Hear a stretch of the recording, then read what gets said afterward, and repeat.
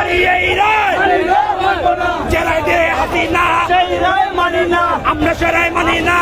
আমরা জানিয়ে দিচ্ছি যে দুদকের মামলা ছিল বিএনপির ভারপ্রাপ্ত চেয়ারম্যান তারেক রহমানের এবং ওনার সহধর্মিনী জুবাইদা রহমানের উপর, যার তারেক রহমানের উপর 9 বছরের সাজা এমনকি জুবাইদা রহমানের উপর 3 বছরের সাজা, যার প্রতিবাদে কিন্তু সিলেটের রাজপথ উত্তাল, আনাচে কানাচে অলিতে গলিতে হাজার হাজার নেতা কর্মীরা মিলে কিন্তু আজকে রাজপথে অবস্থান নিয়েছে। এমনকি রাজপথ যেন তাদের দখলে, এমনকি পুরো সিলেট মনে হচ্ছে মিছিলের নগরী, পুরো সিলেট মনে হচ্ছে মিছিলের নগরী। একদিকে ছাত্রদল, সাথে রয়েছে যুবদল, স্বেচ্ছাসেবক দল। যদি আপনাদের জানাই যে আজকে 3টার পর থেকেই খন্ড খন্ড মিছিল শুরু হয়।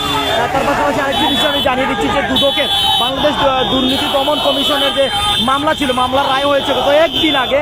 তারেক রহমান বিএনপির ভারপ্রাপ্ত চেয়ারম্যানের উপর 9 বছরের সাজা, এমনকি জুবাইদা রহমানের উপর 3 বছরের সাজা কার্যকর, এবং সাথে অর্থদণ্ড রয়েছে, যার কারণে কিন্তু বিএনপি ক্ষিপ্ত অবস্থায় রয়েছে।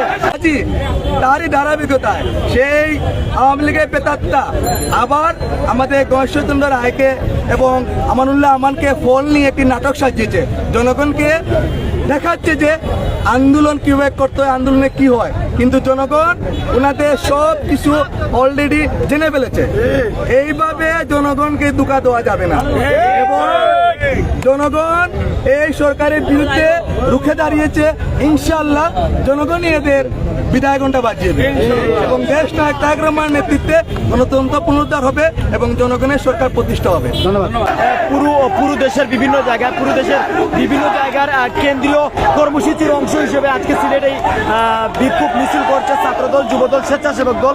আপনারা জানেন আজকে বাংলাদেশের বিভিন্ন জায়গায় কিন্তু প্রত্যেক বিভাগের এই মিছিল হচ্ছে। আজকে সিলেটের বন্দর থেকে, এমনকি বন্দরের গুল চত্বর থেকে আমরা আপনাদের সাথে আছি। বন্দরটি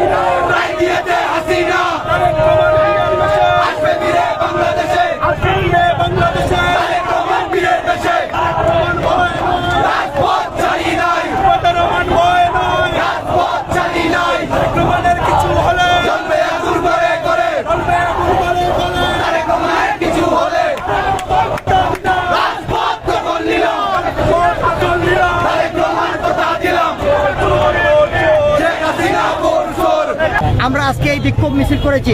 আমরা এই বিক্ষোভ মিছিল পরবর্তীতে আমাদের নেতৃবৃন্দ বক্তব্য দিয়েছেন, কেন্দ্র থেকে আমাদের কর্মসূচি আসবে। এই রায় যদি প্রত্যাহার করা না হয় তাহলে কঠিন থেকে কঠিন কর্মসূচি ঘোষণা করা হবে এবং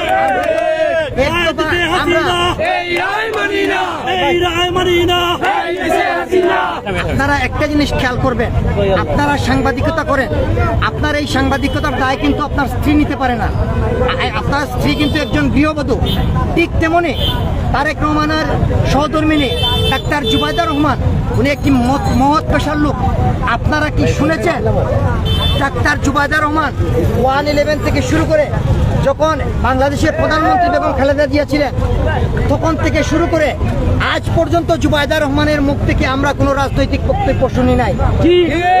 তো ভদ্র এবং মার্জিত একজন গৃহবধূকে এই সরকার নির্লজ্জভাবে একটি রায় দিয়েছে।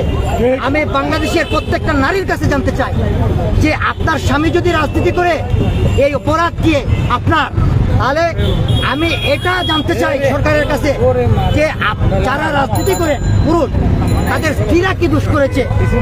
আমরা একটি কথা বলতে চাই, আমরা রাজনীতি করি জনগণের জন্য। সরকার আমাদেরকে তার আন্দোলন দমানোর জন্য আমাদেরকে গ্রেফতার করতে পারে, মামলা দিতে পারে। আমরা সব কিছু সহ্য করার জন্যই রাজপথে আছি। কিন্তু আমার সহধর্মিনী তো আর কোনো অপরাধ করে নাই সরকারের বিরুদ্ধে। এই সরকার এতটা নির্লজ্জ একটি সরকার, বেহায়া সরকার, আমার মনে হয় বিশ্বের ইতিহাসে কোথাও নেই। আমরা আজকের এই সমাবেশ থেকে আমরা যুবদল, ছাত্রদল, স্বেচ্ছাসেবক দলের পক্ষ থেকে এই মামলা, এই রায় প্রত্যাহারের দাবি জানাচ্ছি।